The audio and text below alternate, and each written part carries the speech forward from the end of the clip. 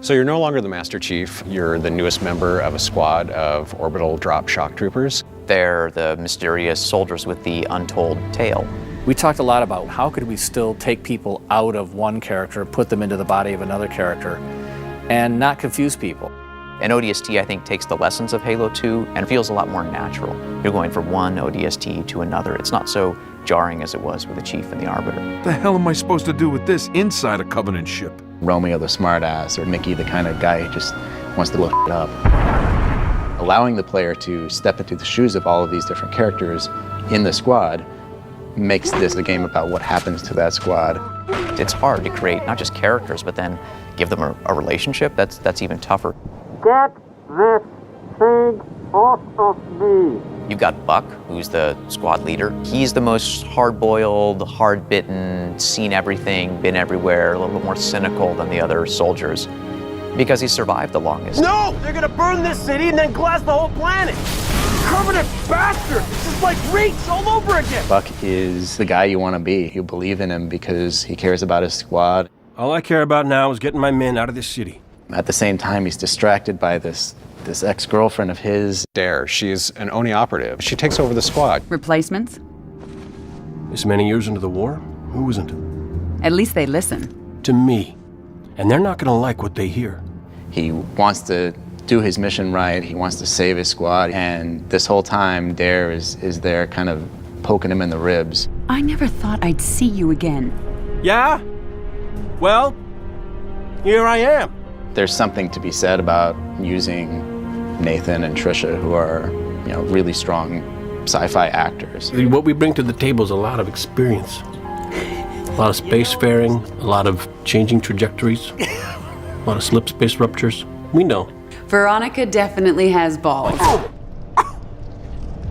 What was that for? Abandoning the mission.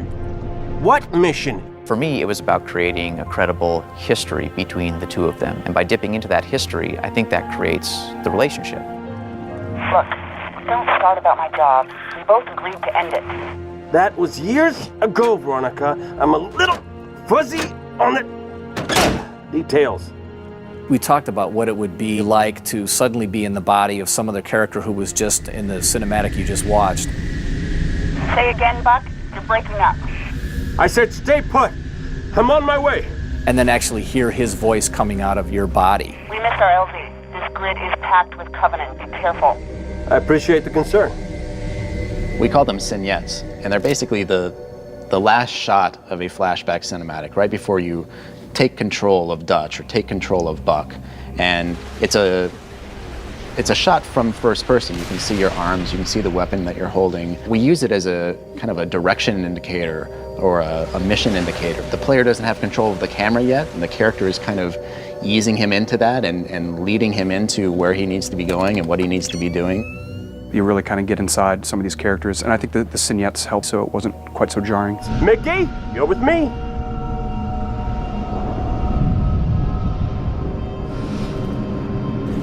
We often talked about the ODST as a kind of detective, lone gumshoe in the dark, mysterious city. Hey, let's drop one man that's not a Spartan on his own into a dangerous environment and let him really solve a mystery, let him find clues. We wanted to really get a different kind of Halo look and feel from what we've seen before.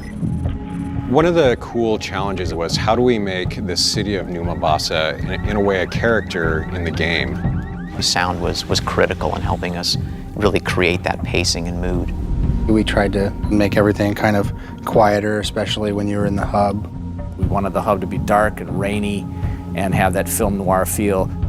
There was a point halfway through the production where the programmer said, we can't implement rain in the engine. Maybe we don't actually have rain falling all over the place, but we have to have the feel of that rain is in the distance.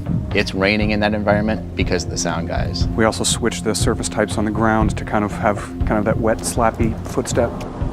As the thing started taking a life of its own, in no way did I want to hear any Halo music reused. It really deserved to have its own flavor from beginning to end.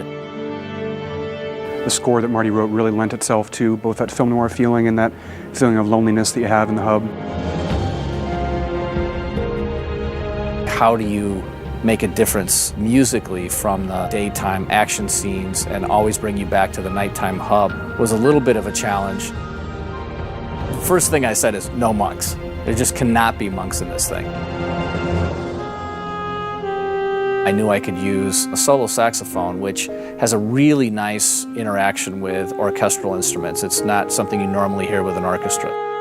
And it could really just change the whole color and feeling that sort of carry you through the hub. As the game itself got bigger and bigger, I needed more and more music, which is why I have more gray hair, so that's how that goes.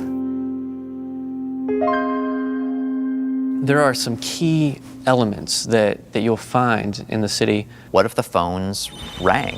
What if the ticket kiosks began to spit tickets and coins came out of vending machines? What if the city was trying to communicate with you? What the heck's going on? Sir, I'm really sorry about this.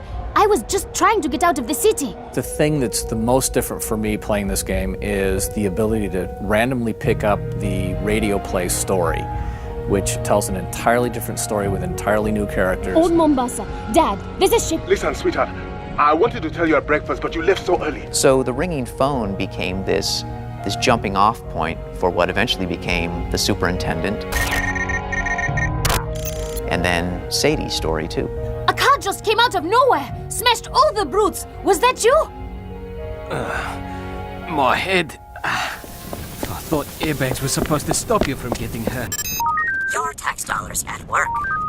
So the superintendent's tale is this really neat evolutionary piece that you follow throughout the whole game. It's a very simple story when you get down to it, but it's told in an elegant way, in a complex way. You can understand and enjoy the ODST story if you don't pick up any of the telephones ringing in the city or any of the other objects. But if you do, you're going to be transported a little bit further back in time to the day before, but to a whole different world. Like a detective, you have to put it all together, and it's the layers that make the story so interesting. We wanted to make sure that you met the people of that city. You knew the stakes, what you were fighting for.